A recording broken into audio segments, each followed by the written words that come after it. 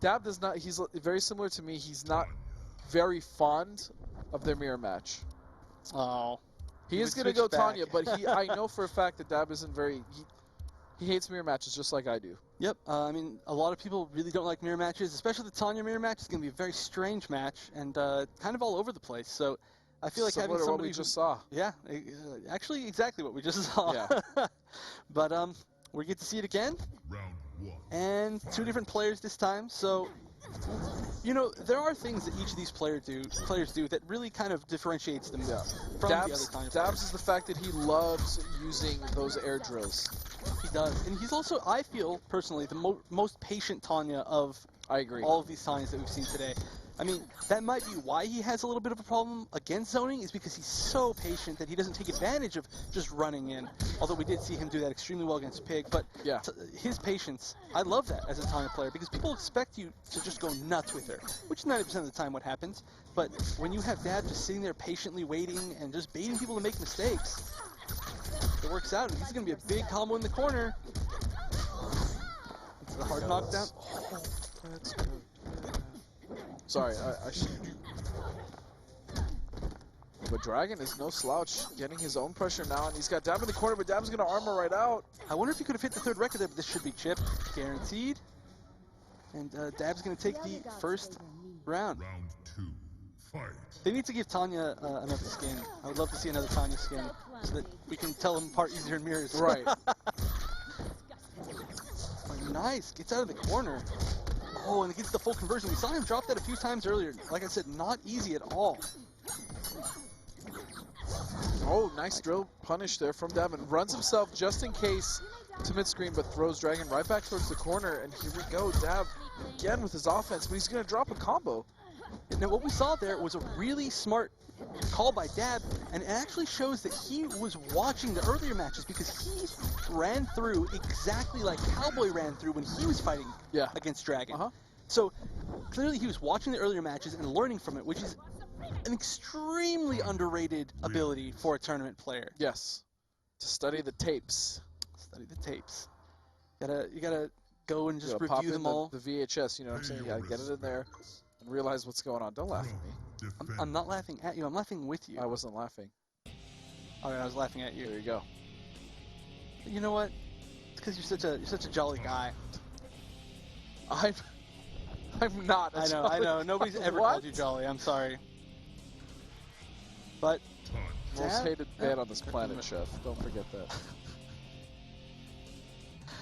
Oh.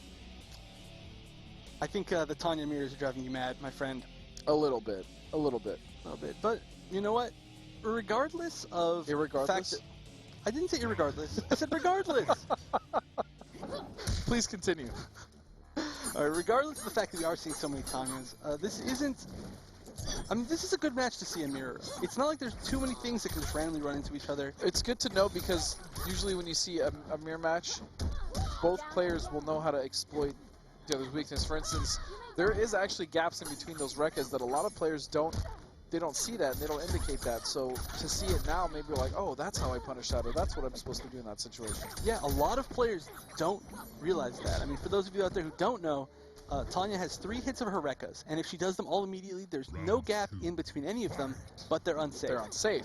But if she delays the recas, there's a gap in between them that you can armor or backdash out, but they're safe. They're safe. So it's kind of a double-edged sword, but again, most players, because she is so smothering and it's so hard for you to get away from her pressure, they don't realize that. Yeah. A lot of players just kind of scared. Wow, a lot of jumping around by Dab. This is actually very uncharacteristic of Dab. Dab is not a very jump-heavy player. Yeah, I feel like he may be trying to cause her to whiff, because one of the best ways to whiff punish that back 1 2+4 string is to jump back, and when she does the second hit of it, she just puts herself right into that jump range, and you can punish her with the full combo. Nice, goes to the sweep, just goes raw low, gets out of the corner. Ooh, will this be enough? Nope. Oh, beautiful NJP. Nice. That was a great choice of conversion right there. A lot of people may have just gone to what they were used to, but Dab was ready, and ending in the uppercut was interesting too, but he knew it was enough damage. So Dab, I believe, going up 2-0. Now this is, another thing of just styles clashing against each other. I mean, Dab has such a hard time against Cowboy, but Cowboy clearly had a hard time against Dragon, Yeah. and Dragon having a hard time It's against like Dab so far. that trifecta where one player can beat the other player on the other side, that player can beat the player on the other side, and it just keeps rotating, so on and so forth.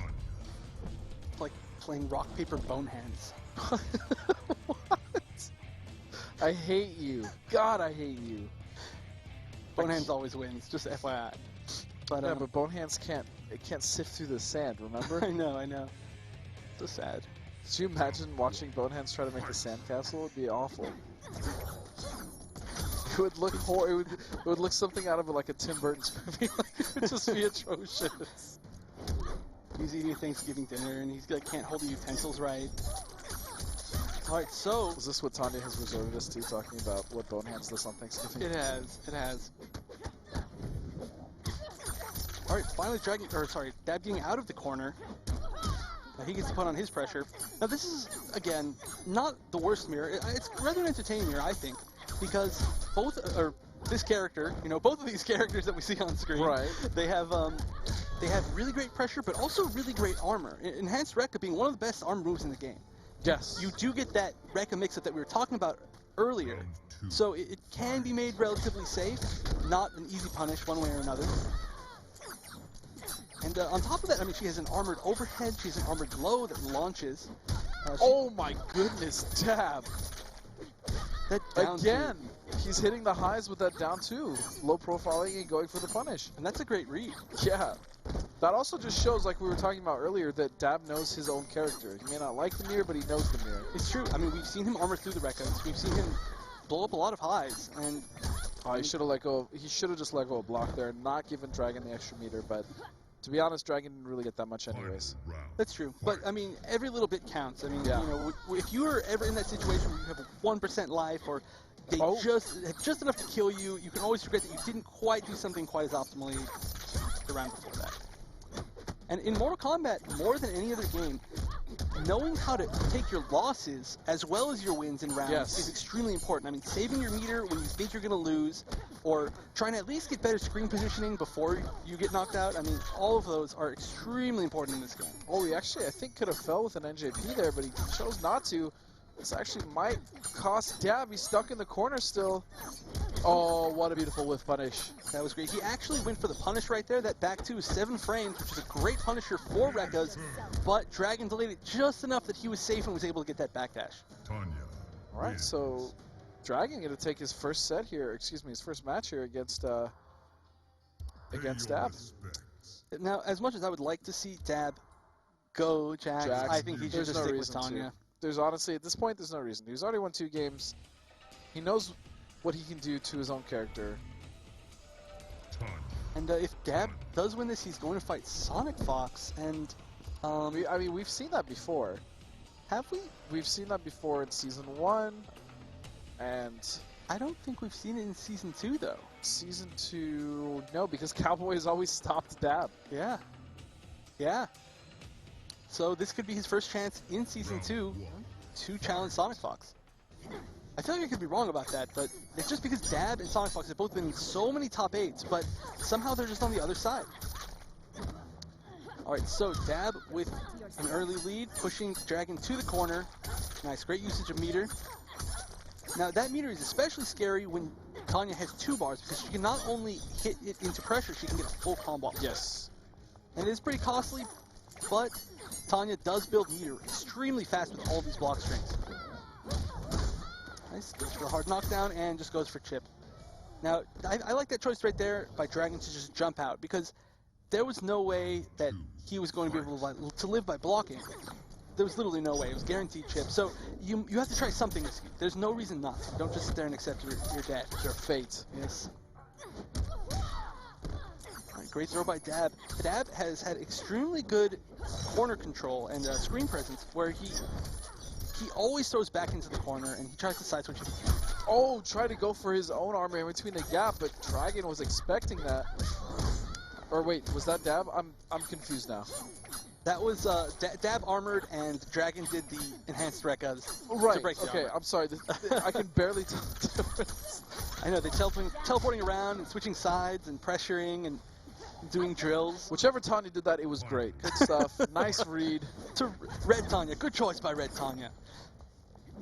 Red Tanya and Black Tanya? All right, so Dab right. is the red one.